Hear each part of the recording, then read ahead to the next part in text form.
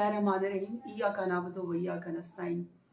तवील हमने जद्दोजहद की है, हर तरह की बर्बरियत का हमने मुकाबला किया है और आखिर में जब अभी हम तमाम लोग इलेक्शन के अंदर थे और हमसे जब बल्ले का निशान छीना गया, हमारी आईडी हमसे छीनी गई और हमें तमाम को जो है इंडिपेंडेंट कर दिया गया। तकलीफ़ मुझे भी उसकी बहुत ज़्यादा हुई, लेकिन फिर मैं सोचती हूँ कि खान साहब ने जो हमारी तरबियत की है, उन्होंने तो हमेशा हमें कहा है कि आप लोग, हारता वो है जो मैदान में नहीं जाता। हम तो मैदान में भी गए हैं और मैदान में जाने वाले को कभी भी ये सोचना नहीं चाहिए कि कोई डर खौफ जो है वो उसके आड़े आ जाएगी। मेरे पास जो इंतखाबी निशान है वो बेंच है और मैं ये समझती हूँ कि मेरा नाम ही ज़रताज गुल, ऐसे मैं N185 के ऊपर लड़ रही हूँ। मैं समझती हूँ कि मेरे लिए यही बहुत है कि मुझे खान साहब ने टिकट दी है। मेरा जो निशान है बेंच, उसको मेरे अवाम, मेरे वर्कर, मेरे सपोर्टर डेरा गाजी खान में N185 के अंदर उसको निशान इमरानी बना सकते, कामयाब मुझे कर सकते हैं। और मायूसी वैसे भी कुफर है। मैं समझती हूँ कि ये हर हरबा इन्होंने कर लिया, ये आखिरी हरबा था इनका, और ये समझते हैं कि हमारे हौसले पस्त हो जाएंगे, ये उनको भूल है। हमारी तरबियत तो खान साहब ने की और हमने पाकिस्तान के लिए लड़ना है।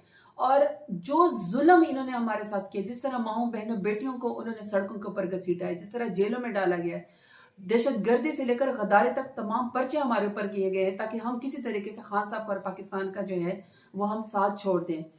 उसका, उस जुल्म का हिसाब, उस बर्बरियत का हिसाब, उस तकलीफ का हिसाब आप एक ही दिन कर सकते हैं। वो जवाब आप दे सकते हैं कि आप 8 फरवरी को जो हम लोग, जिसके पास जो निशान है, जो इमरान खान के नुमाइंदे, आप उसको वोट डालें। दूसरा, मैंने कुछ लोगों से ये बात भी सुनी है कि वो चूंकि इतने डिसअपॉइंटेड हो गए और वो ये समझते हैं कि हमारे जाने से, इलेक्शन वाले दिन जाने से हमें क्या फ़र्क पड़ेगा, अब तो हमारे पास बल्ले का निशान नहीं है। यकीन करें, बहुत फ़र्क पड़ेगा।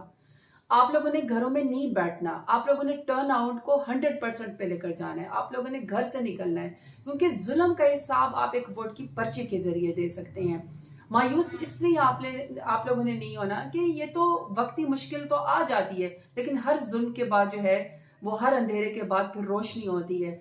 बल्ला हमसे ले लिया पर अल्लाह तो है ना, और अल्लाह ने हमें ये कहा है कि जब आप हक के ऊपर खड़े हो, जब आप सच के ऊपर खड़े हो, तो आप लोगों ने घबराना नहीं है, लड़ते रहना, जदोजहद करते रहना है, पाकिस्तान के लिए, इमरान खान के लिए और अपनी सियासी जदोजहद के लिए।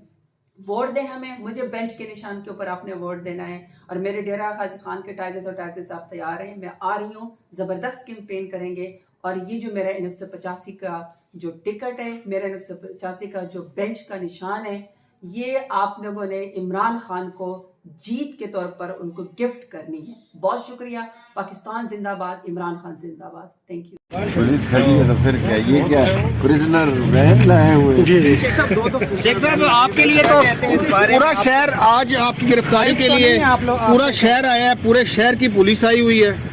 देखिए, प्रिजनर वैन आई है, कल 1:30 बजे फैसला है। अगर हमने कोई जुर्म किया है तो हमको जेल से घबराते नहीं है, हमारा ससुराल है। आप क्या कहना चाहेंगे? क्या कहना है भाई, कल जज साहब ने फैसला सुनाना है 1:30 बजे, और मैंने क्या कहना। इधर है गाड़ी सर, गाड़ी इधर है, इधर है गाड़ी। आज बड़ी पुलिस खड़ी है शेख साहब भाई। खैर है जी, खड़ी रहे, पुलिस हमारी है क्या है, लेकिन कानून जीतेगा, अदल जीतेगा, इंसाफ जीतेगा। हम वो 16 महीनों वाले चोर और डाकू नहीं है जिन्होंने करप्शन की और अपने कानून बदले, अपने आप को सारे नाअहली से अहल बनाया। अगर अदालत समझती है कि हमारा तकरीर करना ही जुर्म है, तो अभी तो हमने तकरीर की ही नहीं। हमने तो ये कहा कि ठप्पे पे ठप्पा, कलम दवात पे ठप्पा, 8 तारीख को ठप्पा 56 और 57 में जीतेगा और इनको वहां पहुंचाएगा जहां से ये निकले। बल्ले का निशान वापस ले लिया, आप बतौर आज़ाद उम्मीदवार लड़ेंगे जी, आज़ाद नहीं लड़ेंगे हम। जो टिकट होल्डर है वो PTI के ही कैंडिडेट होंगे, निशान कुछ भी हो। जी, आज अदालत के सामने इद्दत वाले मामले में हमने कानून रखा, शरीयत कोर्ट के जो शरीयत अपीलेट बेंच है सुप्रीम कोर्ट का, उसका तकी उस्मानी साहब का लिखा हुआ फैसला है कि अगर 39 दिन गुजर जाए तो उसके बाद इद्दत का जो अरसा है वो पूरा समझा जाएगा। अगर औरत आके कहती है कि मेरी इद्दत पूरी हो चुकी थी, यहाँ पे खावर मानिका साहब कहते हैं तलाक उन्होंने 14 नवंबर को दी, जबकि निकाह जो है वो 1 जनवरी को हुआ, जो कि 48 दिन के बाद था। लिहाजा सुप्रीम कोर्ट की जजमेंट की रूह से कोई मुकदमा बन ही नहीं सकता, कोई एतराज़ नहीं हो सकता 1 जनवरी वाले निकाह के हवाले से। तो ये मुकदमा तो वहीं पे ख़त्म हो जाता है। उसके अलावा कुछ लग़्व इल्ज़ामात खावर मानिका साहब ने अपनी उस वक्त की मनकूआ पे लगाए हैं कि 2017 के दौरान उन्होंने बदकारी का इल्ज़ाम लगाया है अपनी मनकूआ पे, अपने बच्चों की वालिदा पे, और ये इल्ज़ाम वो 6 साल के बाद उनको याद आया कि वो लगाएं। तो ये सरेदस्त ये कि ये बिल्कुल मज़ाक़ा ख़ेज़ और बदनीयती पर मबनी एक दरख्वास्त है। और जो कानून की रिक्वायरमेंट है वो ये है कि अगर आप अपनी बीवी पे या किसी पे भी बदकारी का इल्ज़ाम लगाते हैं तो आपको 2 गवाहान पेश करने हैं। तो 2 गवाह तो वो पेश नहीं कर सके। ये अदालत के सामने हमने आज पूरी जो स्टेटमेंट उन्होंने लगाई उसके साथ जो उन्होंने गवाह पेश किए वो पढ़ दिए। तो 2 गवाहान की जो कानून में जो रिक्वायरमेंट है, जो कानून तकाजा करता है, वो पूरा वो नहीं कर सके। लिहाजा इस मुकदमे में ट्रायल जज साहब को प्रोसेस इशू नहीं करना चाहिए था, समन ही नहीं करना चाहिए था, इसको सरे दस्त उन्हें खारिज कर देना चाहिए था। ये हमारी इस्तदाद है। सर दूसरा ये बता दें, बल्ले का निशान वापस ले लिया, अब आप बतौर आज़ाद उम्मीदवार लड़ेंगे कि आज़ाद नहीं लड़ेंगे। हम जो टिकट होल्डर हैं वो PTI के ही कैंडिडेट होंगे, निशान कुछ भी हो। लेकिन निशान के आप समझते नहीं हैं बल्ले के निशान से आपके इस पर असर अंदाज हो? वो देखेंगे क्या असर होते हैं, लेकिन अब ये कोई फिक्र करने वाली बात नहीं है। मेरा ख्याल है अवाम बाशऊर है, वो समझ जाएंगे कौन किसका उम्मीदवार है। जिन ताकतों ने कोशिश की है PTI को नुकसान पहुंचाने की, पाकिस्तान की जमहूरियत को नुकसान पहुंचाने की एक गैर आइनी अमल के ज़रिए, वो कुव्वतें कामयाब नहीं हैं। क्या लाएमल बनाया? सुप्रीम कोर्ट के फैसले को कैसे देखते हैं आप, बल्ले के निशान के हवाले से? देखिए, मैं उस पर अभी बात नहीं करना चाहूँगा। मेरी नज़र में ये तारीख़ इस फैसले का फ़ैसला करेगी, और तारीख़ ने बहुत से फ़ैसलों के फ़ैसले किए हैं। तमीज़ुद्दीन का फ़ैसला हो या उसके बाद फ़ैसले, ये भी उसी नौइयत का फ़ैसला है जिसको मैं तारीख़ के हवाले करता हूँ। खान साहब के इंस्ट्रक्शन के मुताबिक हम इंशाअल्लाह ताला फुल फोर्स के साथ इलेक्शन कंटेस्ट करने जा रहे हैं। जो भी निशान हमारे कैंडिडेट्स को मिलेगा, PTI 3 दिनों के अंदर अंदर इंशाअल्लाह ताला अपने सपोर्टेड कैंडिडेट का अपने मुतालिका निशानात के साथ एक लिस्ट इशू करेगी, और हमारे अवाम से अपील होगी कि PTI के मुंतखब करदा नुमाइंदों को आप वोट करके कामयाब कर लें। और इंशाअल्लाह ताला जो सीटें जो अभी पेंडिंग में रखी थी, 2 दिन के अंदर अंदर उसको रिव्यू को करके फाइनल हो जाएगा पंजाब के हद तक। बाकी हम सारा ये समझते कि सुप्रीम कोर्ट की जो डिसीजन है, जिसने हमसे बल्ला ले लिया, उससे 25 करोड़ अवाम की बुनियादी हकूक मुतासर हुए हैं, और ये जमहूरियत के खिलाफ एक साजिश कामयाब हुई है। ये जमहूरियत का बहुत बड़ा नुकसान इससे हुआ है, और इससे करप्शन की एक इब्तिदा होगी। लेकिन जो सुप्रीम कोर्ट का फैसला आखिरी है, यही पे अमल होगा। लेकिन इस सिलसिले से हम रुकेंगे नहीं और न बॉयकाट करेंगे। इंशाल्लाह हम फुली पार्टिसिपेट करेंगे। रिव्यू का इस्तेमाल करेंगे या नहीं? देखो, कुछ केसेस ऐसे हैं रिव्यू का, जहां तक इस सुप्रीम कोर्ट के फैसले का ताल्लुक है, उस पे हम 2 चीजें जरूर कहेंगे कि हमने रिव्यू हर सूरत फाइल करना है। पहली बात तो ये है कि इस पिटीशन में article 17 of the constitution involve था। क्या किसी पॉलिटिकल पार्टी से निशान वापस लिया जा सकता है या नहीं, और इसी सूरत में आर्टिकल 17 बड़ा अहम था। अगर आर्टिकल 17 अहम था तो 3 मेंबर बेंच सुप्रीम कोर्ट का इस केस को नहीं सुन सकता था। इस केस को सुनना था पाकिस्तान सुप्रीम कोर्ट के 5 मेंबर बेंच ने। इसीलिए कुछ इसमें अदरवाइज भी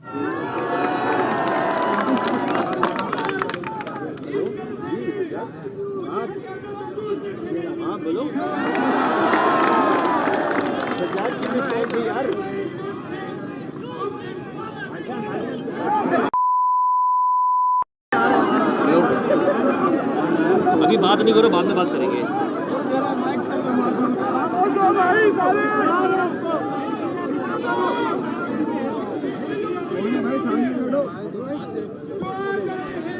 और तुम डर के मारे इधर, मुझे तो तुमने इनवाइट किया, खुद नहीं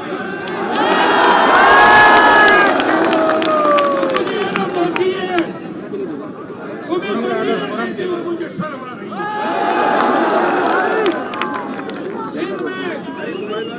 सिंध में मैं आप सबको बता दूं, जितना टिकटों का गलत इस्तेमाल हुआ है, इसकी मैं मजम्मत करता हूं।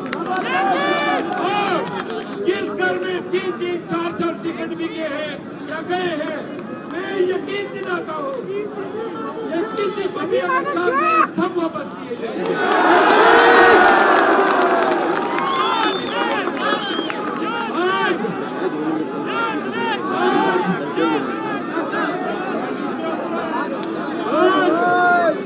मैं पाकिस्तान तहरीक इंसाफ यूथ विंग को दाद देता हूँ।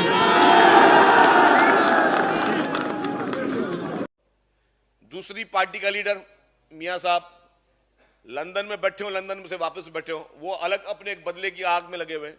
तो अगर आपने यही सियासत करनी है कि आपने एक दूसरे से स्कोर सेटल करने हैं, एक दूसरे से ये दुश्मनियां अपनी निभानी है और आपने लड़ाइयां झगड़े करने हैं, तो मुल्क की आवाम का क्या होगा?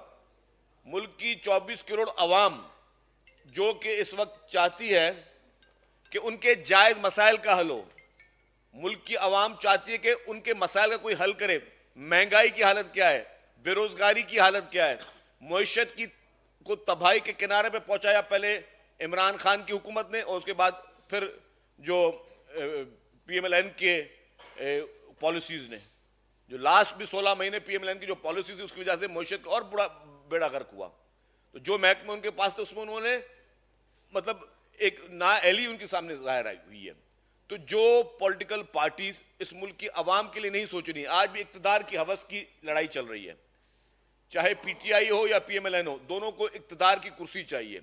लेकिन ये कोई नहीं सोच रहा कि वो जो गरीब आज गरीब गुर्बत में बैठा हुआ है उसके मसाइल को हल कौन करेगा। जो पेट्रोल की प्राइसेस, बिजली की प्राइसेस, गैस की प्राइसेस जो आसमान पे छू के बैठी है, इनका तदारुक क्या करे, उसका ऑल्टरनेट क्या है। आज कितने गरीब आपको फुटपाथों पर नजर आते होंगे सोते हुए। जिस तरह पाकिस्तान पीपुल्स पार्टी ने सिंध में 21 लाख घर बनाने की बात की, और अब चेयरमैन बिलावल भुट्टो ज़रदारी साहब अपने मंशूर में भी लेकर मैं पूरे पाकिस्तान भर में 30 लाख घर बनाऊंगा। पहले 50 लाख घर की बात किसी ने की थी, लेकिन वो साबित हो गया कि 0/0 था, वो कुछ भी नहीं था।